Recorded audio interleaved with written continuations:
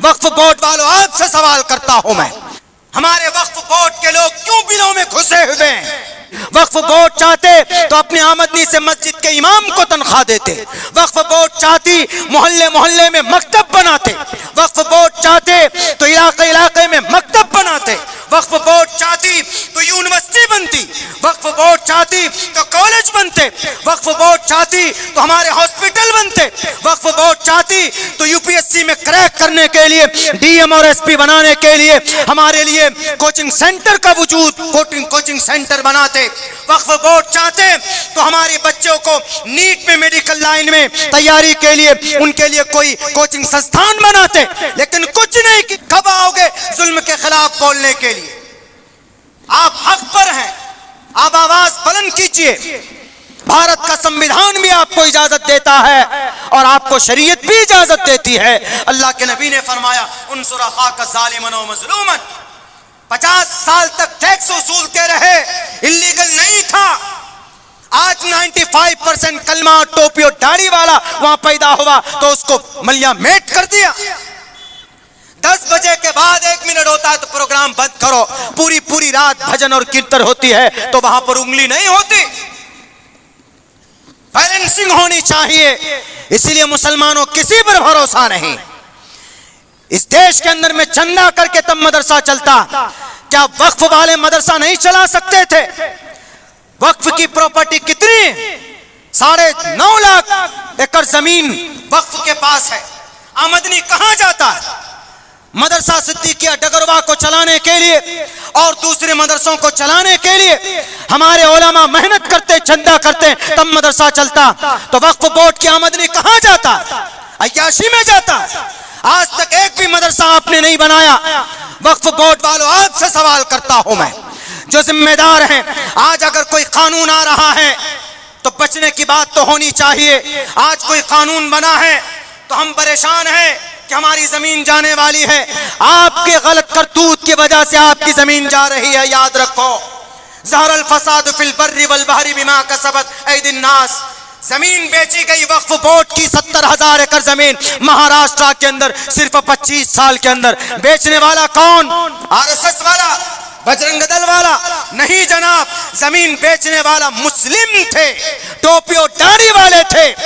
आज भी हैदराबाद, पुणे, मुंबई के अंदर में वक्फ बोर्ड की प्रॉपर्टी है, उसका किराया महीने का 25,000 रुपए है। वक्फ बोर्ड के फॉर्म पे, रजिस्टर पे सिर्फ 2500 लिखा जाता है। 12-22,000 रुपए कहां जाते? जरा बताओ, वक्फ बोर्ड की जमीन का बेचना जायज है तो क्यों बेचा आज तक? क्यों बेचा आज तक? आज भी वक्फ बोर्ड अगर चाहती तो पूरे भारत के मदरसों को ताउन पेश करती। हमारे मदरसे वालों को चंदा करने की जरूरत नहीं थी। अभी हमने सबने देखा कि 101 बच्चों के सर पर फजीलत की दस्तार बांधी गई है। ये बहुत बड़ी कामयाबी है। अराकीन मदरसा, मुंतज़िमीन मदरसा, असातिज़ाए मदरसा, इन सब के लिए एक बड़ी कामयाबी है। इससे साफ पता चलता है कि मदरसा बहुस्न खूबी अपना काम कर रहा है। जबकि ऐसे वक्त में पूरी दुनिया की बातिल ताकत आपके मदरसों पर पाबंदी की कोशिशें कर रही है। अभी 3 दिन पहले की बात है कि सूबे महाराष्ट्र के एक बहुत बड़ा तालीमी इदारा, जहां पर 10,000 बच्चे पढ़ते, उस इदारे को एक साजिश के तहत बंद करने की पूरी कोशिशें वहां के सरकार ने शुरू कर दी है। हम सबको उन्हें बता देना चाहिए कि ये मदरसे, ये सिर्फ कुरान की तालीम के लिए या हाफिज पैदा करने के लिए नहीं है। 1866 में इस देश में कुछ प्योर लोगों की जरूरत थी, कुछ ऐसे लोग जो सच्चे देशभक्त हों।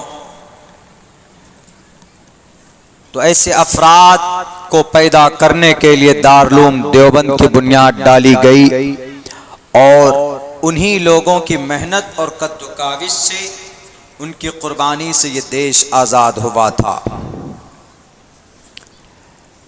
आज भी अगर इस तरह का कोई मामला सामने आता है हमारे मुल्क भारत में, तो हमें कवी उम्मीद है कि इन्हीं मदारिस में पढ़ने पढ़ाने वाले उलमा और तलबा इस देश को बचाने में सबसे पहली सफ में नजर आएंगे इंशाअल्लाह।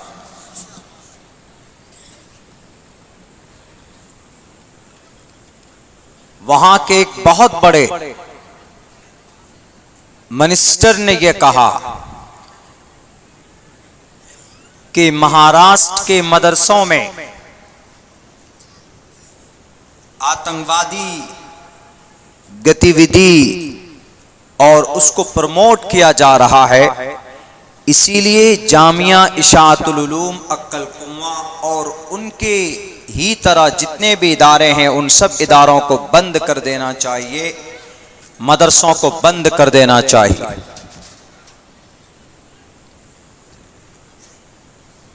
हम पूरी दुनिया की सारी एजेंसी को दावत देते कि आप आइए हमारे मदरसों को देखिए, हमारे मदरसों में क्या पढ़ाया जाता है, क्या खिलाया जाता है, क्या सिखाया जाता है। मदरसे में वही तालीम होती है जो आपकी गीता में है।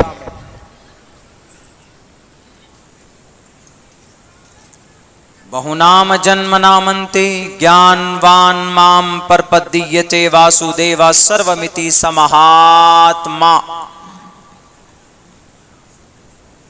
महात्मा बनाया जाता है मदरसों में, महात्मा, महान इंसान बनाया जाता है मदरसों में। अभी जो बच्चे जिनके सर पर फजीलत की दस्तार बांधी गई है, ये महात्मा है।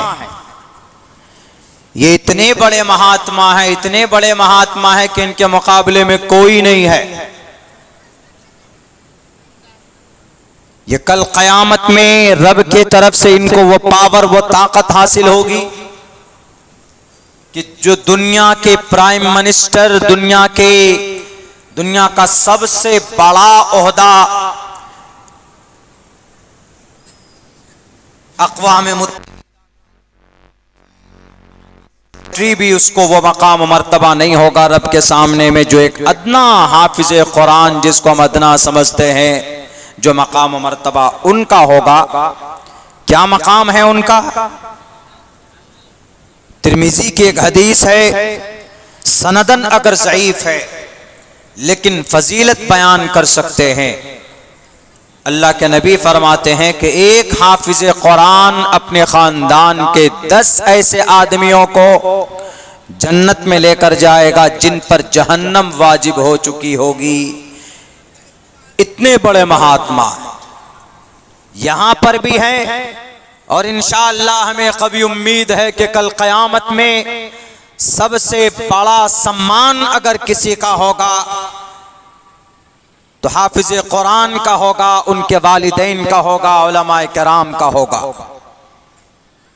हमारी किताब तो कहती है, आपकी भी किताब कहती है, समहात्मा सुदुर्लभः। कहीं पर भी शास्त्र में नहीं लिखा है कि किसी के पास अगर दौलत है, कोई मंत्री बन गया या किसी के पास पावर आ गई, ताकत आ गई तो वह महात्मा हो गया। कहीं नहीं लिखा। महात्मा के लिए सिर्फ ऊंचे अखलाक का और तालीम का, ज्ञान का होना जरूरी है। और हमारे इन मदरसों में बच्चों को महात्मा बनाया जाता है, बच्चों को तालीम दी जाती है, बच्चों को पढ़ाया जाता है। दूसरा कोई और काम नहीं होता।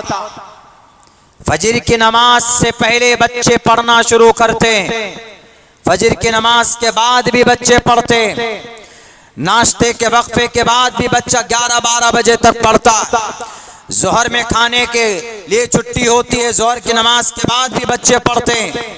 असर से मगरिब तक की छुट्टी होती है, मगरिब से लेकर इशा तक बच्चे पढ़ते हैं।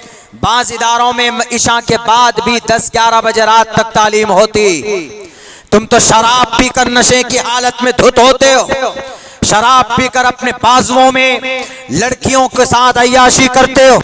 तुम्हारे गुनाहों की वजह से जमीन पर अल्लाह का अजाब उतरने वाला होता है। अगर उस अजाब को कोई टाल सकता है तो हमारे इन्हीं मदरसों के मासूम बच्चों की कुरान करीम की तिलावत की आवाज सुनकर रब उस अजाब को टालता है। मासूम बच्चे कुरान पढ़ते। कुरान पढ़ना पाप नहीं है, कुरान हमारा धार्मिक शास्त्र है, हमारी ईश्वरीय ग्रंथ है। कुरान ईशवाणी है हमारा, जैसा आपका ईशवाणी ऋग्वेद, यजुर्वेद, सामवेद, अथर्ववेद है। प्रज्ञा सिंह ठाकरे किस मदरसे की पढ़ी लिखी थी? इंदिरा गांधी को गोली मारने वाली वो राक्षस सरदार कौन से मदरसे का पढ़ा लिखा था? मदरसे का पढ़ा लिखा वफादार होता है, मदरसे का पढ़ा लिखा देश का वफादार होता है। जैसे वो रब का वफादार होता है वैसे भारत के संविधान का भी वफादार होता।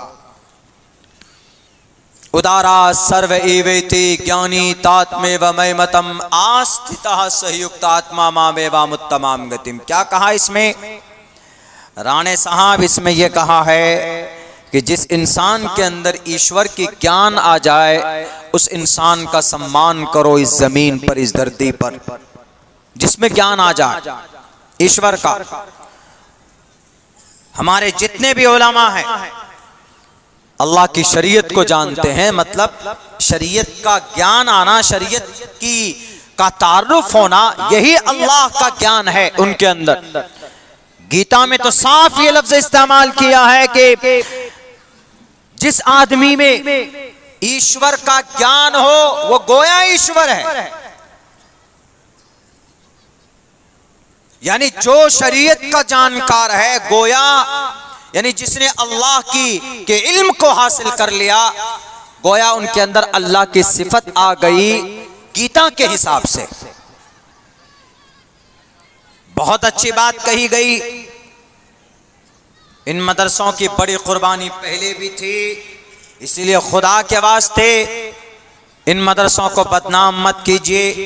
ये मदरसा हैं, अल्लाह और उसके रसूल का नाम, ये मदारिस जब तक रहेंगे पढ़ने पढ़ाने वाले होंगे, हमारे बच्चे इसी तरह पढ़ते रहेंगे। और किसी भी मदरसे में आपने कुछ मदरसों में क्या पैसों का फंड दे दिया तो आप समझने लगते हो कि मदरसा हमारा गुलाम बन जाए।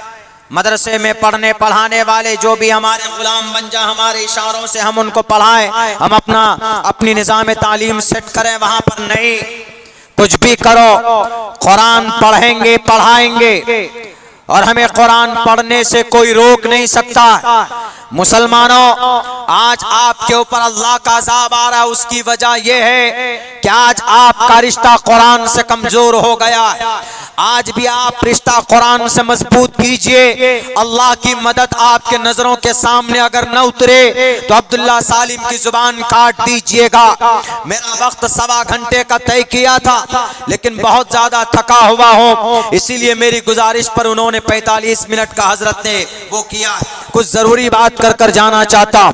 मेरे भाइयों, मेरे साथियों, आज भी ये कुरान वही कुरान है जो 1458 साल पहले जिस शक्ल में कुरान था, आज भी इस कुरान के अंदर वही ताकत है जो 1458 साल पहले जो ताकत थी। आज भी वही अल्लाह है जो 1450 साल पहले जो जंगे बद्र के मैदान में जिस अल्लाह ने हजरत जिब्राइल को मदद के लिए भेजा था, आज अल्लाह की मदद क्यों नहीं आती? आज अल्लाह की तरफ से कोई नुसरत क्यों नहीं आती? 1309 मदरसे आसाम में बंद कर दिए गए, अल्लाह की कोई मदद नहीं आई।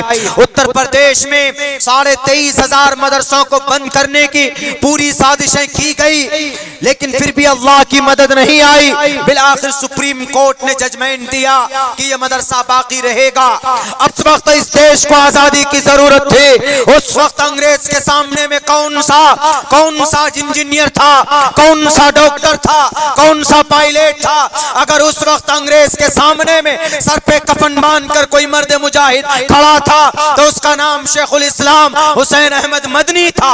अगर उस वक्त अंग्रेज के सामने में बरतानिया में जाकर और उनके ऑफिस में आंखों में आंखें डालकर अगर अंग्रेज से ये कहा है कि देश को आजाद करो, मैं गुलाम देश में रहना नहीं चाहता, तो उस मर्द मुजाहिद का नाम मौलाना मोहम्मद अली जौहर है। इस देश को आजाद करने के लिए जब इस देश को आजादी की जरूरत पड़ी थी तो यहाँ तहरीक रेशमी रुमाल के लिए, इस देश को बचाने के लिए तुर्की का सफर करने वाला मर्द मुजाहिद का नाम उबैदुल्लाह सिंधी है। इस देश को आजाद करने के लिए माल्टा के जेल खाने में जाने वाले मर्द मुजाहिद का नाम शेखुल हिंद है। सीएम बता जरा कि जब देश को आजादी की जरूरत पड़ी थी कौन सा डॉक्टर था, कौन सा प्रोफेसर था या कौन सा इंजीनियर था?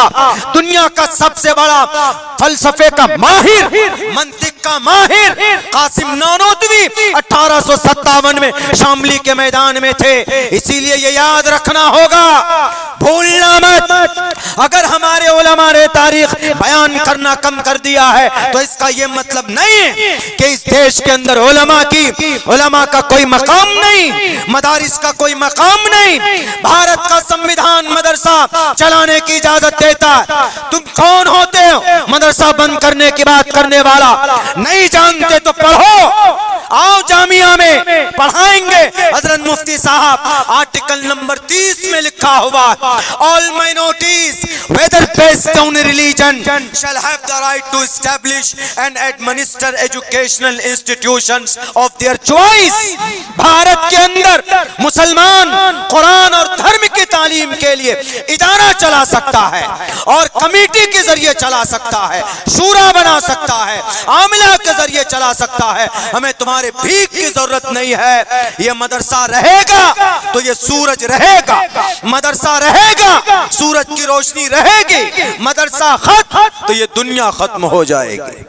दाढ़ी वाले का मर्डर किया है आपने, किसी पे 105 साल पुराना मदरसे को जलाया है आपने, मॉब लिंचिंग के नाम पर, मुस्लिम के नाम पर किसी को तकलीफ दी है, तो आप गंगा स्नान क्या गंगा में बैठ कर रहोगे पूरी जिंदगी? तो परमात्मा तुम्हारे पापों को कभी नहीं धोएगा। जैसे मुसलमानों में यह अकीदा है कि अगर कोई मुसलमान हज करने चला जाए लेकिन उससे पहले अगर हुकूकुल इबाद को मुकम्मल अदा करके नहीं गया, किसी के जमीन पर नाजायज कब्जा किया हुआ, किसी को अपनी दादागिरी के जरिए से डराया, मुखिया है तो किसी गरीब को लूटा है, समाज का सरपंच है तो सही फैसला नहीं किया, समाज का उद्योगपति है, पैसा वाला है तो पैसों की वजह से गरीबों के ऊपर जुल्म किया, वो अगर 70 मरतबा हज करने जाए जन्नतुल बकी में भी मौत होकर वहीं मदफून हो जाए, दफन हो जाए, तब भी रब्बे जुल जलाल उसको माफ नहीं करेगा। एक मरतबा क्या 100 मरतबा हज कर ले, हुकूकुल इबाद अल्लाह कभी भी माफ नहीं करता। ऐसे हिंदू भाइयों, आपके ग्रंथों में अगर कोई आप साधु संत आपको कहता है तो आपको बेवकूफ बनाता है, इसलिए कि शास्त्र में साफ लिखा है, युना पिता जनिता युविधाता धामानि वैद भूनानि विश्वायु देवा नाम नाम दायक इवतम संप्रश्नम भुनायंतयन्या।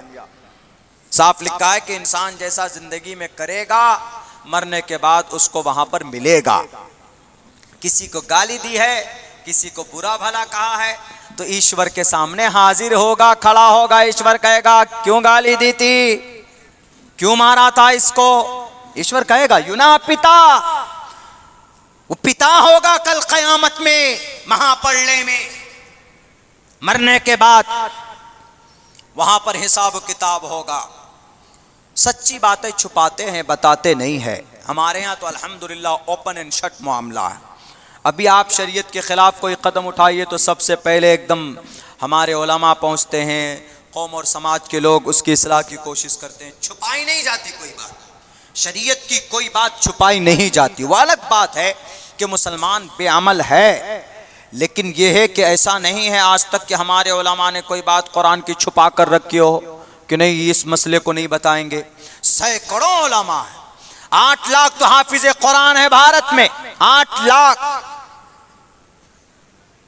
लेकिन मुसलमानों, इतनी सही और इतनी मजबूत ग्रंथ हमारे पास होने के बावजूद भी अल्लाह तबारक व तआला की मदद नहीं आ रही है। वजह क्या है? सबसे बड़ी वजह यह है, 2 वजह से अल्लाह की मदद आती है, उन दोनों में से हम लोग दोनों में कमज़ोर हैं। एक ईमान बिल यकीन, हमारा ईमान अल्लाह पर मजबूत नहीं है, सिर्फ अल्लाह है बस, अल्लाह पर एतकाद हमारा कमज़ोर है। एक ईमान का मजबूत होना, दूसरे नंबर पर नेक अमल का होना भी ज़रूरी है। नमाज फ़र्ज है, तमाम मुसलमानों को नमाज पढ़ना चाहिए। रोज़ा फ़र्ज है तो रोज़ा रखना चाहिए। हज फ़र्ज है तो जिनके ऊपर जिनको वसात है हज करना चाहिए। ज़कात फ़र्ज है, जिनके अंदर वसात है ज़कात देना चाहिए। बुरे कामों से बचना चाहिए, चुगली से बचना चाहिए, गीबत से बचना चाहिए, कोरेक्ट से बचना चाहिए, सुलेसन से बचना चाहिए। कल हमने देखा, कल बताया, जहां हमारा प्रोग्राम था, उन्होंने कहा कि मौलाना यहाँ स्मैक की ड्रग वगैरह की का नशा होता है, और ऐसे वैसे नहीं, पूरे गांव के बच्चियां औरतें नशा करने लगी हैं। उस बस्ती का गांव का नाम नहीं लूंगा। उन्होंने कहा कि कभी तो ऐसा होता है कि एक लड़की को नशे की जरूरत है, स्मैक की जरूरत है, उसके पास पैसे नहीं होते तो 5 लड़के उसको लेकर जाते हैं जंगल में और उसको उनके हिसाब से नशा देते हैं, लो स्मैक, और उसके साथ बारी बारी बलात्कार करते हैं, जिना करते हैं, तब जाकर वो लोग नशे के शौक को पूरा करते। ये हालत है इस नौजवानों की, ये हालत है उम्मते मुस्लिमा की बेटियों की, ये हालत है हमारे मुस्लिम नौजवानों के। हमारा नौजवान अल्लाह के नबी की जीवनी के बारे में तो नहीं जानता। अभी पूछ लीजिए कि पुष्पा 2 ने कई करोड़ रुपए कमाया, तो अभी on the tip of the tongue फौरन बोलेंगे मौलाना 300 करोड़ रुपए कमाया। इनसे पूछ लीजिए कि अल्लाह के नबी कितने दिन दुनिया में जिंदा रहे, अभी नानी मर जाएगी उनकी। इनसे पूछिए कि सलमान खान के भाई का नाम क्या है, अभी बता देंगे। आप इनसे पूछिए कि मोहम्मद रसूलुल्लाह सल्लल्लाहु अलैहि वसल्लम के बेटे का नाम क्या है, कयामत की सुबह तक नहीं बता पाएंगे। अभी इनसे पूछ लीजिए कि भारत के अंदर सबसे बड़ा मेगा स्टार कौन है, अभी बता देंगे आपको। ये वैसे नहीं तो गूगली कर लेंगे फौरन, उससे बता देंगे। लेकिन आपसे इन नौजवानों से पूछ लीजिए कि कुरान करीम में कितने पारे होते हैं, और कुरान करीम में कितनी सूरतें, कुरान करीम में कितने अल्फाज हैं, हमारे नौजवान नहीं बता पाएंगे। जब आपको आपके कुरान से मोहब्बत नहीं, जब आप अपने नबी के बारे में नहीं जानते, जब आप नमाज के बारे में नहीं जानते, जब आप वजू के फराइज के बारे में नहीं जानते, किसी की जुबान से आवाज नहीं निकली, कोई तंजीम सामने क्यों नहीं आई, हमारे वक्फ बोर्ड के लोग क्यों बिलों में घुसे हुए हैं, कब आओगे जुल्म के खिलाफ बोलने के लिए? आप हक पर हैं, आप आवाज बुलंद कीजिए। भारत का संविधान भी आपको इजाजत देता है और आपको शरीयत भी इजाजत देती है। अल्लाह के नबी ने फरमाया, उनसुर अखाका ज़ालिमन व मज़लूमन। 50 साल तक टैक्स वसूलते रहे, इल्लीगल नहीं था। आज 95% कलमा और टोपी और दाढ़ी वाला वहां पैदा हुआ तो उसको मलिया मेट कर दिया। 10 बजे के बाद 1 मिनट होता है तो प्रोग्राम बंद करो, पूरी रात भजन और कीर्तन होती है तो वहां पर उंगली नहीं होती। बैलेंसिंग होनी चाहिए। इसीलिए मुसलमानों किसी पर भरोसा नहीं। इस देश के अंदर में चंदा करके तब मदरसा चलता, क्या वक्फ वाले मदरसा नहीं चला सकते थे? वक्फ की प्रॉपर्टी कितनी? 9.5 लाख एकड़ जमीन वक्फ के पास है। आमदनी कहां जाता है? मदरसा सिद्दीकिया डगरवा को चलाने के लिए और दूसरे मदरसों को चलाने के लिए हमारे उलमा मेहनत करते, चंदा करते, तब मदरसा चलता। तो वक्फ बोर्ड की आमदनी कहां जाता? अय्याशी में जाता। आज तक एक भी मदरसा आपने नहीं बनाया। वक्फ बोर्ड वालों, आपसे सवाल करता हूं मैं, जो जिम्मेदार हैं, आज अगर कोई कानून आ रहा है तो बचने की बात तो होनी चाहिए। आज कोई कानून बना है तो हम परेशान हैं कि हमारी जमीन जाने वाली है। आपके गलत करतूत की वजह से आपकी जमीन जा रही है, याद रखो। ज़हरल फसाद फिल बर्रि वल बहरी बिमा कसबत ऐदिन नास। जमीन बेची गई वक्फ बोर्ड की 70,000 एकड़ जमीन महाराष्ट्र के अंदर सिर्फ 25 साल के अंदर। बेचने वाला कौन? आरएसएस वाला, बजरंग दल वाला? नहीं जनाब, जमीन बेचने वाला मुस्लिम थे, टोपी और दाढ़ी वाले थे। आज भी हैदराबाद, पुणे, मुंबई के अंदर में वक्फ बोर्ड की प्रॉपर्टी है, उसका किराया महीने का 25,000 रुपए है। वक्फ बोर्ड के फॉर्म पे, रजिस्टर पे सिर्फ 2500 लिखा जाता है। 12-22,000 रुपए कहां जाते? जरा बताओ।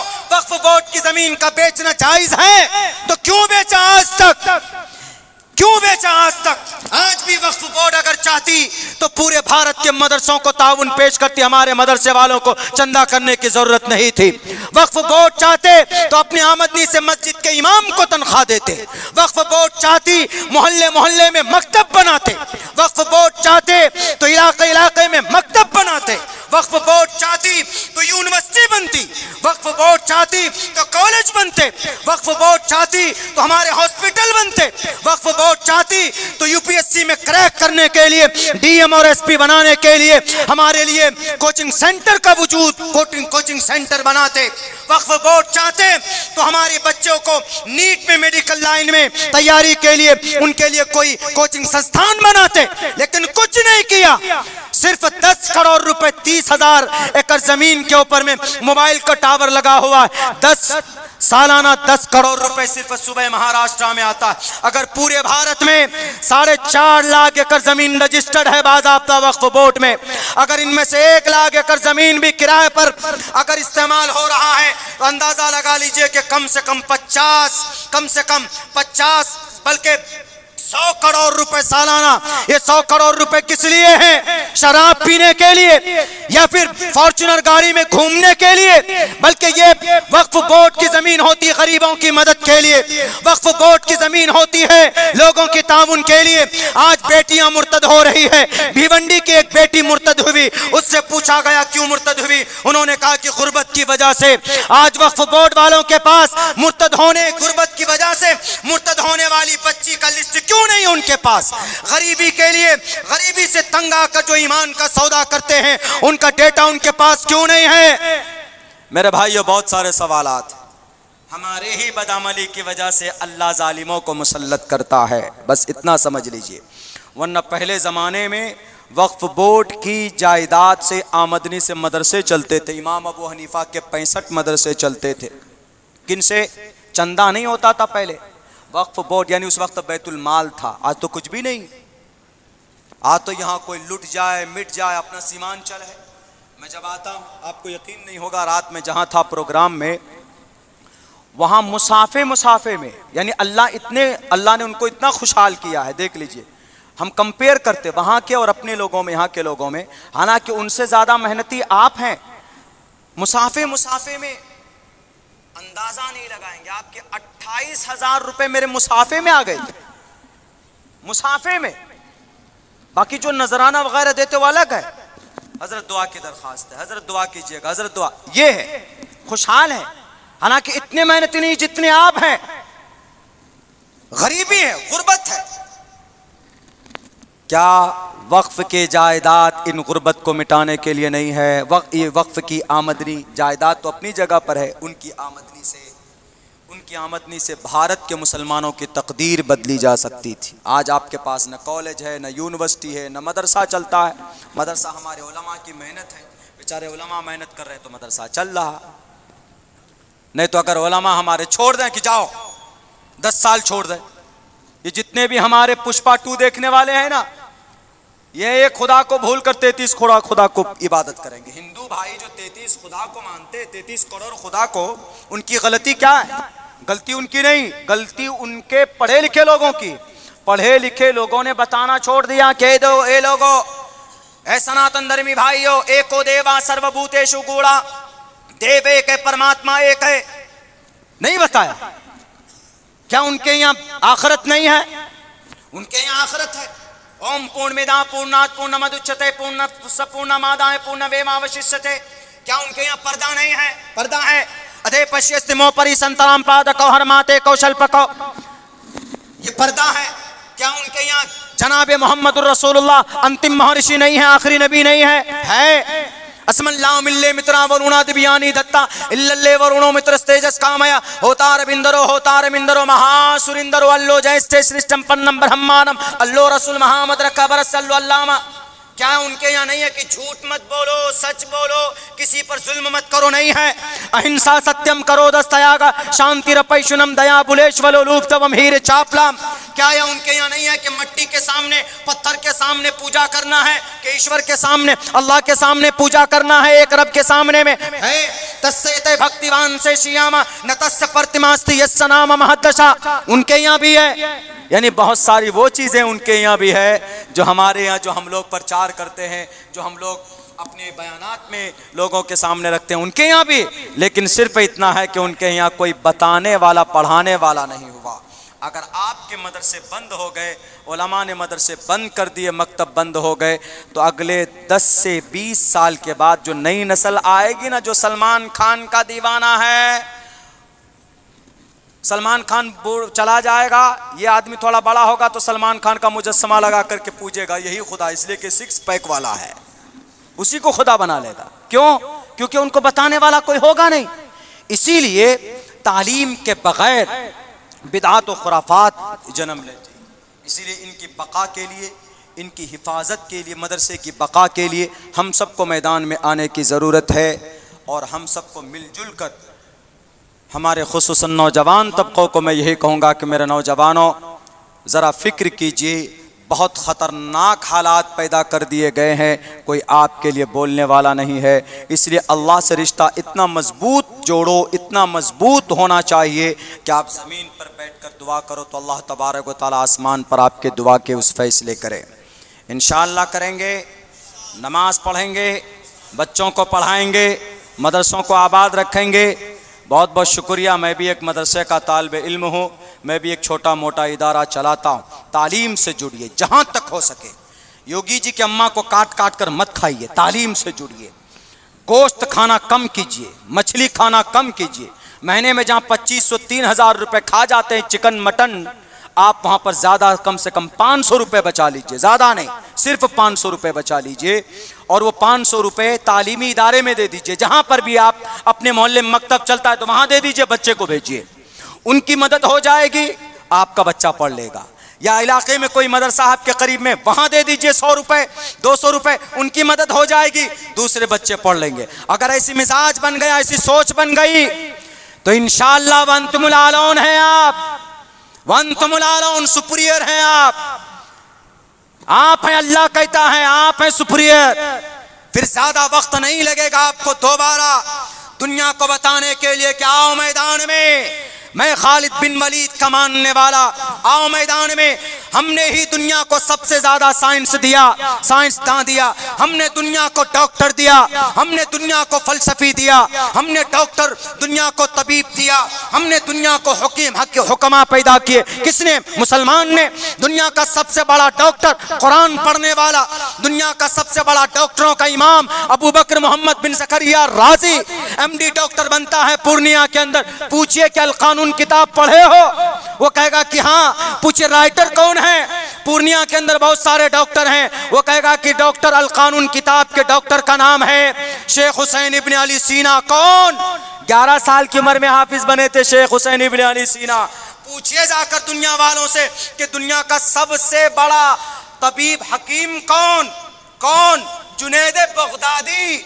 दुनिया का सबसे बड़ा मैथमेटिशियन कौन? अबू मोहम्मद अबू मूसा शिराजी। दुनिया का सबसे बड़ा स्पेशलिस्ट ऑपरेशन करने वाला कौन? अबुल कासिम ज़हरावी। ये हैं, हमने दिया है दुनिया को, लेकिन हम भूल गए रास्ता, मछली गोश्त मटन चिकन खाने में लग गए। जवानों, एक गोल सेट करो, तालीम के मैदान में आगे बढ़ो, इंशाअल्लाह तबारक व तआला कामयाबी आपके कदम चूमेगी। बहुत ज़्यादा थक चुका हूँ मैं मेरे भाइयों, लंबे सफ़र की वजह से, क्योंकि हमको फिर आज कलकत्ता ही जाना है। मैं वहीं लैंड किया था दोपहर में, हम सोच रहे थे रह जाऊँ, लेकिन मुफ्ती खालिद साहब, मुफ्ती शफ़ी साहब का बहुत डर लगा, चूँकि हमारे बड़े हैं, इसलिए हमको दौड़ कर आना पड़ा, भाग भाग कर आना पड़ा। तो हम आए भाई, मेरे लिए सआदत की बात है आपके इस जलसे में शरीक होना। जो कुछ भी बातें कही गई सुनी गई है, अल्लाह से दुआ करता हूँ अल्लाह मुझे भी तौफीक दे।